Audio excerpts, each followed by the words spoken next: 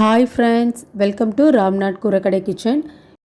இன்றைக்கி நம்ம கிச்சனில் 3 பொருட்களை வச்சு ரொம்ப சத்தான சுவையான ஒரு லட்டு ரெசிபி தாங்க எப்படி செய்கிறதுன்னு பார்க்க போகிறோம். நம்ம எலும்புகள் எல்லாம் நல்லா வலுவாக இருக்கிறதுக்கும், முதுகு வலி இடுப்பு வலியெல்லாம் நாள்பட குறையிறதுக்கும், அதே சமயத்தில் கால்சியம் சத்து இரும்பு சத்து அதிகமாக இருக்கக்கூடிய தோல் உளுந்து லட்டு எப்படி செய்கிறது தாங்க பார்க்க போகிறோம். இந்த உளுந்து லட்டு செய்கிறதுக்கு ஸ்டவ்வில் வானொலி வச்சுக்கலாங்க. 1.25 கப் அளவுக்கு தோல் உளுத்தம் பருப்பு எடுத்திருக்கேங்க. அடுப்பை மிதமான சூட்டில் வச்சுட்டு உளுந்தை நல்லா வறுத்துக்கலாங்க. உளுந்து நல்லா வறுபட்டுறணுங்க. கலர் நமக்கு கொஞ்சம் மாறி இருக்கணும். நல்லா உளுந்து வறுபடும் போது நம்மளுக்கு நல்லா மணம் வரும். அந்த ஸ்டேஜில் நம்ம அடுப்பை ஆஃப் பண்ணிடலாம். இப்போ ஒரு 5லேருந்து 6 நிமிஷம் கிட்ட உளுந்தை நல்லா வறுத்துட்டேங்க. உளுந்து கலர் நல்லா மாறிடுச்சு பாருங்கள். இந்த அளவுக்கு நல்லா வறுபட்டுறணும். இப்போ இது ஒரு பிளேட்டில் கொட்டி ஆற வச்சிடலாங்க. நல்லா ஆறினதுக்கப்புறம் நம்ம மிக்ஸி ஜாரில் சேர்த்துக்கலாம். இப்போ ஒரு 5 நிமிஷம் கிட்ட நல்லா ஆற வச்சுட்டேங்க. நம்ம மிக்ஸி ஜாரில் சேர்த்துக்கலாம். நான் மொத்தமாக ஜாரில் சேர்க்காமல் ஃபஸ்ட்டு கொஞ்சமாக சேர்த்துக்கிறேங்க. 2 பேட்சாக நான் அரைச்சி எடுக்க போகிறேன். இப்போ கொஞ்சமாக நான் உளுந்து சேர்த்துக்கிறேங்க. இந்த உளுந்து கூடவே 1/4 கப் அளவுக்கு நிலக்கடலை, வறுத்த நிலக்கடலை சேர்த்துக்கோங்க. இது கூடவே வாசனைக்காக 2 ஏலக்காய் சேர்த்துக்கலாங்க.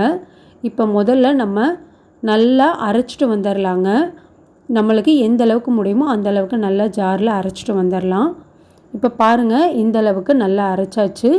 இதில் நம்ம 1/2 கப் அளவுக்கு வெல்லம் சேர்த்துக்கலாங்க. நீங்கள் நாட்டு சக்கரை கூட பயன்படுத்திக்கலாம். இல்லை உங்களுக்கு ஒயிட் சுகர் வேணும்னாலும் ஒயிட் சுகர் சேர்த்துக்கலாம். நான் இன்றைக்கி மண்டை வெல்லம் தாங்க நல்லா தட்டி சேர்த்துருக்கேன். இனிப்பு உங்கள் சுவைக்கு தகுந்த அளவுக்கு கம்மியாகவோ அதிகமாகவோ சேர்த்துக்கோங்க. இப்போது மண்டை வெல்லம் சேர்த்துட்டு நல்லா அரைச்சி எடுத்துட்டேங்க. இப்போ பாருங்கள், நல்லா இந்த அளவுக்கு நல்லா பொடியாயிடணும். இனி நம்ம இதை பவுலில் சேர்த்துக்கலாங்க. இப்போ பவுலில் சேர்த்தாச்சு. இதே மாதிரி மீதம் இருக்க பேட்சையும் நான் அரைச்சி எடுத்துக்கிறேங்க மிக்ஸி ஜாரில். இப்போ உளுந்து சேர்த்துக்கிட்டேங்க. அது கூடவே 1/4 கப் அளவுக்கு வறுத்த நிலக்கடலை, 2 ஏலக்காய் சேர்த்துட்டு நல்லா அரைச்சி எடுத்துக்கிட்டேன். இது கூடவே வெல்லம் சேர்த்துருக்கேங்க. இப்போ இந்த அளவுக்கு அரைச்சி எடுத்தாச்சு. மீதம் இருக்க மாவையும் நம்ம பவுலில் சேர்த்துக்கலாங்க. இப்போ எல்லா அரைச்சி வச்சுருந்த மாவையும் கையில் நல்லா ஒரு தடவை கட்டிகள் இல்லாமல் உடச்சி விட்டுக்கலாங்க. இனி நம்ம இதில் நெய் இல்லைன்னா நல்லெண்ணெய் காய்ச்சி சேர்த்துக்கலாங்க. நான் இன்றைக்கி நல்லெண்ணெயில் தான் உருண்டை பிடிக்க போகிறேன். உங்களுக்கு நல்லெண்ணெய் வாசனை பிடிக்கலைன்னா நீங்கள் நெய் கூட சேர்த்துக்கலாம். அதுவும் ரொம்ப டேஸ்ட்டாக இருக்குங்க. உளுந்து எடுத்த கப்பில் 3/4 கப் அளவுக்கு நான் எண்ணெய் சேர்த்துக்கிறேங்க. 1/4 கப்பை நான் வச்சுட்டேன். தேவைன்னா அதுக்கப்புறம் நம்ம சேர்த்திக்கலாம். லைட்டாக ஹீட் பண்ணிவிட்டு. ரொம்ப ஆவி வந்துடக்கூடாதுங்க. லைட்டாக அந்த சூடு வந்துட்டால் போதும். ரொம்ப ஆவி வர்ற வரைக்கெல்லாம் எண்ணெயை சூடு பண்ண வேணாங்க. இப்போ நான் அடுப்பை ஆஃப் பண்ணிட்டேன். ஃபஸ்ட்டு மொத்தமாக எண்ணெயை சேர்த்திராமல் ஒரு 3 குழிக்கரண்டி அளவுக்கு மட்டும் நான் எண்ணெய் சேர்த்துக்கிறேங்க.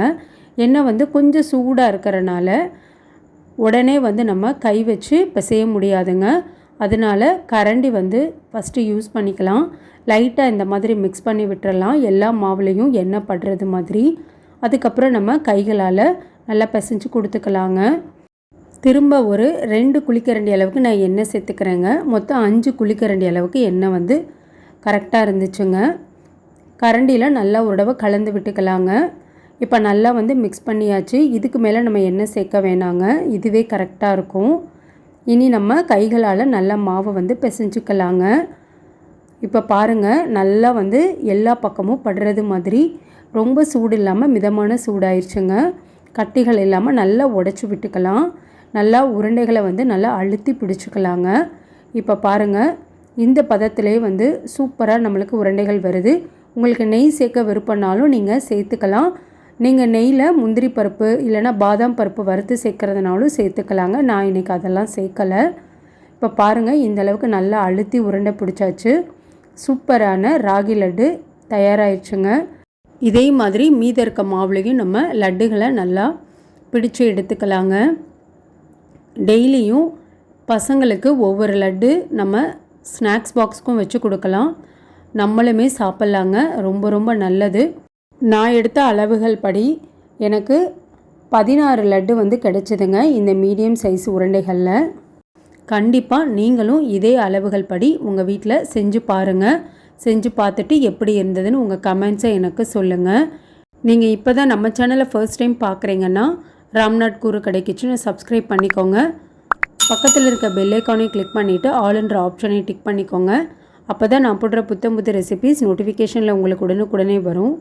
இந்த வீடியோ உங்களுக்கு பிடிச்சிருந்ததுன்னா லைக் பண்ணுங்கள், உங்கள் ஃப்ரெண்ட்ஸ் அண்ட் ரிலேட்டிவ் ஃபேமிலிக்கும் ஷேர் பண்ணுங்கள். இனி நான் வேறு ஒரு இன்ட்ரெஸ்டிங்கான ரெசிப்பியில் உங்களை பார்க்குறேன். தேங்க்ஸ் ஃபார் வாட்சிங்.